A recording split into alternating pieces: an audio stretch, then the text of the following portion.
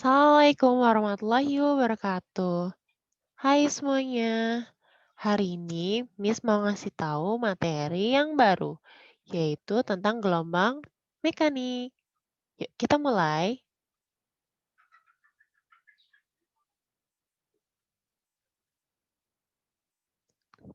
Ya, gelombang mekanik bisa kita temui di beberapa tempat. Contohnya seperti yang kalian lihat, yaitu di laut. Kompetensi dasar untuk mempelajari gelombang mekanik, kita akan menganalisis karakteristik gelombang mekanik. Nantinya kalian akan mampu mendeskripsikan konsep gelombang secara umum. Ada beberapa hal nanti yang akan kita pelajari. Pertama, pengertian gelombang, mengidentifikasi jenis-jenis gelombang, sampai menghitung cepat rambat gelombang. Nah, untuk gelombang ini dibagi jadi dua, berdasarkan medium rambat maupun arah rambat. Kalau medium rambat itu ada gelombang mekanik dan ada gelombang elektromagnetik. Kalau untuk arah rambat, itu ada dua, gelombang longitudinal dan gelombang transversal. Yuk kita mulai menjelaskan gelombang berdasarkan cepat rambatnya dan medium yang dilaluinya. Ada dua nih, ada gelombang mekanik dan gelombang elektromagnetik. Gelombang mekanik itu butuh yang namanya medium atau zat pelantara. Zat pelantara itu seperti apa sih? Udara, zat cair, sampai benda padat. Itu termasuk medium atau zat pelantara. Makanya bunyi, air, dan pada tali maupun pada dawai, dia bisa merambat. Nah, sedangkan gelombang elektromagnetik itu nggak butuh yang namanya medium, seperti gelombang cahaya dan radio. Makanya, sinar matahari bisa sampai ke bumi walaupun dia harus melewati ruangan hampa udara. Oke, next selanjutnya. Jadi, apakah gelombang itu? Gelombang itu getaran yang merambat. Kalau kita mengusik sebuah air, maka dia akan membuat sebuah gelombang. Nah, itu dia. Kalau bisa dibilang gelombang, jadi getaran yang merambat. Sama kayak gempa bumi, itu juga termasuk. Dalam gelombang terjadi perpindahan energi tanpa disertai perpindahan materinya. Makanya kalau ada gempa bumi, dia hanya berpindah energi aja sampai ke beberapa radius, tapi materinya tidak berpindah. Pasti kalian bingung. Dan orang akan selalu bertanya seperti ini, bagaimana kita bisa tahu bahwa gelombang itu cuma merambatkan energi, bukan medium? Nah, karena banyak orang yang penasaran, maka Miss akan jadikan ini adalah sebuah kuis. Silakan kalian bisa mencari tahu di berbagai referensi. Gimana sih kita bisa tahu bahwa gelombang itu merambatkan energi, bukan medium? Oke, gelombang itu berdasarkan arah rambat. Kita balik ke sini ya. Ada dua gelombang yang paling sering kalian temui, yaitu gelombang transversal dan gelombang longitudinal. Nah, bentuknya kayak apa sih? Yuk kita mulai. Yang pertama adalah gelombang transversal. Perhatikan baik-baik ya gambar ini. Saat dia dikasih getaran ke atas, maka bentuk gelombangnya kan seperti ini. Transverse wave. Dan ini adalah penampakannya. Arah getarnya ke atas, arah gelombangnya ke kanan. Berarti gelombang yang arah rambatnya tegak lurus dengan arah getarnya itu disebut gelombang transversal. Tegak lurus ya. Sedangkan yang ini, perhatikan baik-baik gambarnya. Kita kasih videonya. Jadi ketika dia getar, dia didorong. Maka bentuknya akan seperti ini. Ada rapatan, ada renggangan. Ini yang disebut dengan gelombang longitudinal. Arah rambatnya ke kanan, arah getarnya juga ke kanan. Gelombang yang arah rambatnya sejajar dengan arah getarnya, kita bilangnya gelombang longitudinal. Makanya di gelombang longitudinal hasilnya ada rapatan, ada renggangan. Kita mulai. Nah, ini kita mulai. Perhatikan baik-baik ya. Gambar di atas adalah gelombang transversal yang kami sudah beri titik-titik.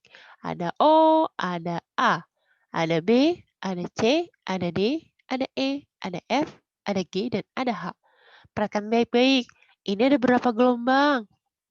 Kalau kalian lihat dari O sampai H, itu ada 2 gelombang. Kok ada 2 gelombang? Gampang banget lihatnya. Kalian perhatikan baik-baik deh, bentuknya kayak pizza ada 2, tapi dibelah. Yang di atas dan di bawah. Atas dan di bawah. Berarti bisa dibilang dia 2 lingkaran. 2 lingkaran kita bilangnya 2 gelombang. Gimana? Cara ngafalinnya sih gampang. Perhatikan baik-baik ya, bentuknya kayak pizza. Pasti kalian akan mudah memperhatikannya. Puncak gelombang tuh yang mana sih? Puncak gelombang yaitu titik-titik tertinggi pada gelombang. Contohnya ada A ke E, ini puncak gelombang. Ada D ke G. Nah, A ke E itu satu gelombang. Terus yang mana lagi yang satu gelombang? Itu dari O sampai D. O sampai D satu gelombang. Terus mana lagi satu gelombang? B sampai F.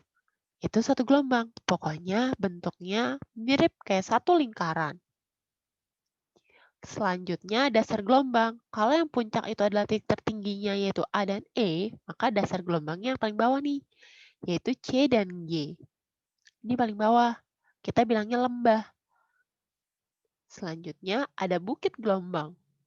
Bukit itu yang melengkung-melengkung ke atas, yaitu ada O, A, B, D, E, F. Itu bukit gelombang.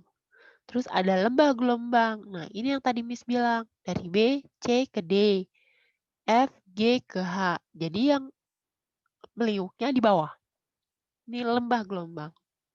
Jadi kalau dasar gelombang, titik yang paling rendah. Tapi kalau kita bilang lembah gelombang, berarti bagiannya yang di bawah. Oke? Sama kayak puncak. Kalau puncak, atasnya aja. Nah, sekarang kita mulai ke amplitudo. Amplitudo itu yang mana? Amplitudo itu yang paling ke atas maupun yang ke bawah. Dari A ke A aksen atau dari C ke C aksen. Ini namanya amplitudo alias perpindahan maksimum. Panjang gelombang. Nah, ini panjang gelombang yang tadi. Jarak antara dua puncak berurutan atau jarak dua dasar berurutan. Selanjutnya yaitu periode, waktu yang diperlukan untuk menempuh A ke E atau C ke G. Itu satu gelombang. Waktu yang diperlukan untuk menempuh satu gelombang.